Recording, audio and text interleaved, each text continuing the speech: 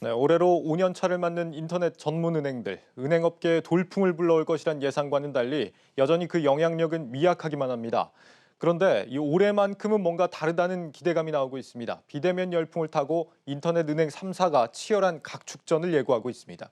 먼저 임원식 기자입니다. 선두를 넘어 압도적인 격차로 질주하고 있는 곳은 카카오뱅크입니다. 수신, 여신 규모는 지난 1년여 동안 각각 3조 원, 6조 원가량 증가했습니다. 1,128명이던 가입자 수는 1,381만 명으로 253만 명이나 늘었습니다. 가장 눈에 띄는 건 급증한 순이익입니다. 특히 적자에 머물렀던 비이자 부문마저 지난해 3분기부터 흑자로 돌아섰습니다. 올해 을지로 시대를 연 K뱅크 역시 지난해 7월 영업을 재개한 이후 부활한 모습입니다.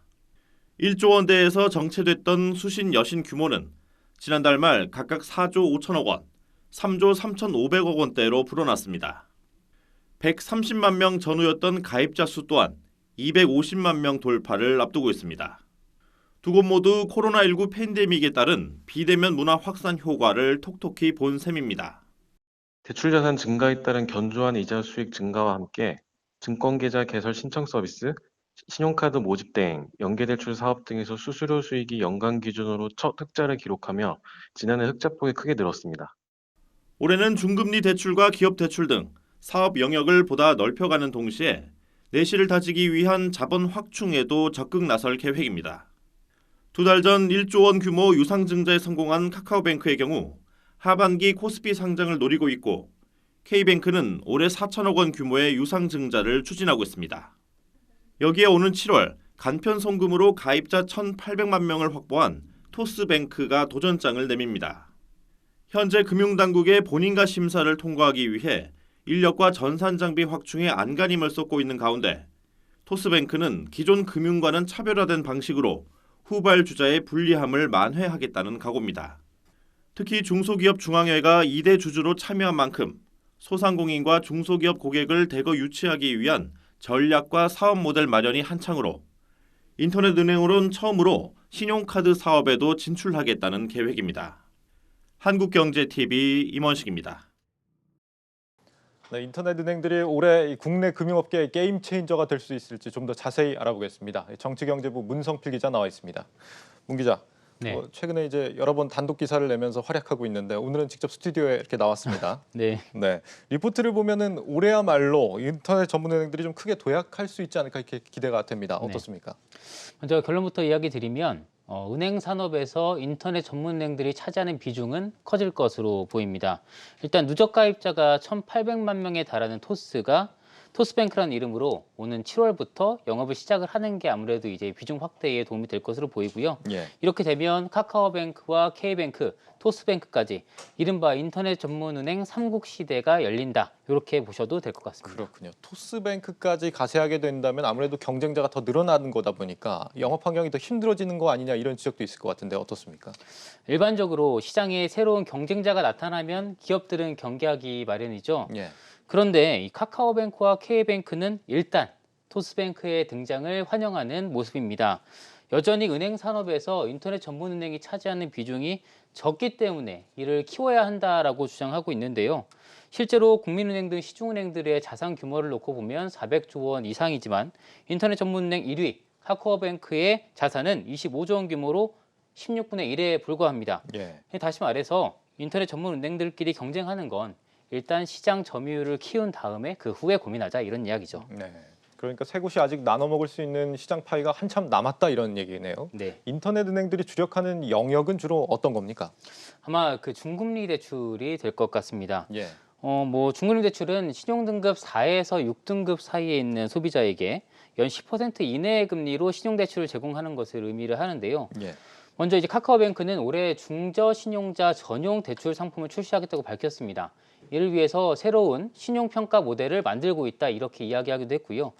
K뱅크는 중금리 대출 상품을 중심으로 상품 구성을 다양화할 것으로 보입니다. 최근 은행장으로 서호성 전 한국타이어앤테크놀로지 부사장이 선임이 됐는데요. 증권, 카드, 캐피탈 등 이금융권의 경험이 굉장히 많습니다. 네. 이런 경험들을 바탕으로 좀 포트폴리오를 다각화하지 않을까 이런 전망들이 나오고 있고요. 또 아까 말씀드렸던 것처럼 출범을 준비 중인 토스뱅크는요.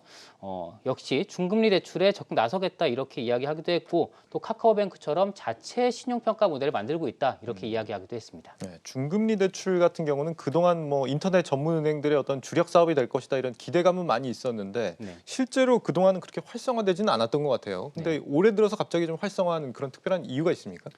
뭐 여러 가지 이유가 있을 텐데요. 사실 인터넷 전문 은행들이 처음에 이제 사업 인가를 정부로부터 받으려고 할 때 내세웠던 목표 중에 하나가 이 중금리 시장 확대였습니다. 예. 이게 왜냐하면 금융거래 실적이 부족하면 1금융권에서 대출을 받기 어려운 대출 사각지대가 있잖아요. 이 부분들을 포용하겠다 이런 목표였거든요. 예. 사실 이 취지에 공감해서 정부가 은산분리 등의 어떤 규제를 완화해주면서 사실 사업 인허가를 준 거란 말이에요. 네. 근데 사실 그동안은 이 기대에 미치지 못했습니다. 인터넷 전문 은행들이 중금리 대출보다는 고신용자 위주의 어떤 기존 은행들과 비슷한 영업 행태를 보인 건데요. 배진교 정의당 의원실에 따르면 카카오뱅크의 경우 신용대출 중 중신용자인 5에서 6등급은 10.27%에서 5.54%로 예. 또 7등급 이하 저신용자는 1.78%에서 0.87%로 낮아졌습니다. 네. 뭐 이유가 있습니다. 그들이 이야기하는 이유는 중금리 대출을 하기 위해서 뭐 새로운 신용평가 모델을 만들어야 되고 데이터 분석도 해야 되니까 시간이 필요했다. 이렇게 이야기하고 있는데요. 하지만 이제 정치권과 금융권에서 잇따라 계속 비판이 나오니까 결국은 금융당국이 나섰습니다. 예. 지난 3일에 인터넷 전문은행 중금리 대출 이행 여부를 꼼꼼히 관리 감독하겠다. 이렇게 공개적으로 경고했는데요. 사실상 더 이상 미룰 수 없는 상황이 된 거죠. 앞서 우리 CG에서 봤던 금리가 낮아지는 그런 모습은 그러니까 고신용자 위주로 좀 대출을 해줬다 이런 얘기가 되는 거군요. 그렇죠. 아무래도 이제 고신용자 위주의 대출을 늘리고 늘리니까 네, 저신용 전체적인 금리가 낮아지는. 금리가 뭐 금리 인하 효과보다도 있겠지만 사실 착시 효과에 좀 불과하다 이렇게 보고 있습니다. 그렇군요. 아무래도 좀 이번에 중금리 대출을 열심히 좀 활성화하겠다는 목표가 금융 당국에 이제 압박이 좀 어느 정도 작용을 했다 이런 영향이 있는 걸로. 100% 그렇게 보긴 좀 어렵겠지만 아무래도 상당 부분 영향을 끼쳤다라고 볼 수는 있습니다. 그렇군요. 인터넷 전문 은행이 어떤 규모를 키워간다고는 하지만 기존 시중은행들도 점점 요즘에 좀 비대면 추세로 바뀌어가고 있잖아요. 네. 결국에는 이 서비스 격차가 좀 사라지는 게 아닌가 이런 생각이 드는데 앞으로도 이 은행 산업의 판도 어떻게 달라질지 어떻게 전망이 되고 있습니까? 사실 굉장히 어렵죠. 뭐 제가 점쟁이도 아니고 어떻게 예. 은행 산업 판도를 전망하고 예상하겠습니까? 그렇죠. 예. 다만 이제 1995년에 세계에서 처음으로 인터넷 전문은행이 등장한 미국 사례를 한번 살펴봤습니다. 예. 이제 첫 인터넷 전문은행 등장 이후에 20년 동안 40여 개의 인터넷 전문은행이 등장했다가 그중에 14곳, 그러니까 3분의 1 정도가 퇴출됐습니다. 이 퇴출 은행들 특징을 봤더니요. 대부분 기존 은행과 차별화에 실패해서 고객을 확보하지 못한 점이 이유로 꼽혔습니다. 예. 실제로 퇴출은행 14곳 중에 13곳이 기존 은행처럼 예대 업무를 중심으로 영업을 하고 있었고요. 반면에 이제 살아나부 인터넷 전문 은행들은 뭐가 다른가 봤더니 차별화된 서비스를 내놓아서 신규 고객을 유치했다 이걸 볼 수 있었거든요. 예. 그러니까 증권, 자동차, 가전, 유통 이런 다른 산업군과 연계해서 새로운 상품을 내놓고 이런 부분들이 성공 요인으로 꼽혔습니다. 예. 이와 관련해서 전문가 의견도 한번 들어보시겠습니다. 네. 외국 사례들을 보면 확실한 마켓에서 자기의 어떤 강점을 내세워가지고 하고 있는 곳은 잘 살아남는 것 같고 그냥 은행이 되면 뭔가 좋을 거야 해가지고 들어온 애들은 좀 망하는 거 아닌가 하는 생각이 좀 들고. 그렇습니다. 결국 앞서 인터뷰에서 보신 것처럼 차별화된 상품 서비스의 유무가 이 기업의 생사를 가른 건데요. 국내 인터넷 전문 은행들이 지금처럼 시중은행들이랑 유사한 서비스만 내놓는다면 어려운 상황에 처할 수도 있다라는 이야기입니다. 시중은행들도 최근 모바일, 비대면에 주력하는 만큼 IT 기술 기반의 편의성은 사실 언제든지 따라잡힐 수 있거든요. 또 시중은행들도 사실 차별화된 서비스 마련이 시급한 건 마찬가지입니다. 예. 지난해 코로나19 위기가 있었잖아요. 예. 근데 국민신앙, 하나금융은 좋은 실적을 거뒀습니다. 근데 반대로 우리금융은 아쉬운 실적을 기록했는데요. 그 결정적인 차이가 바로 비금융 산업이 뒷받침됐냐 아니냐. 요게 사실 판가름됐습니다. 그렇군요. 뭐 인터넷 은행이나 시중은행이나 결국 얼마나 서비스 면에서 차별화를 할 수 있느냐가 앞으로의 성패를 좌우하겠다 이런 생각이 듭니다. 네. 정치경제부 문성필 기자였습니다. 잘 들었습니다.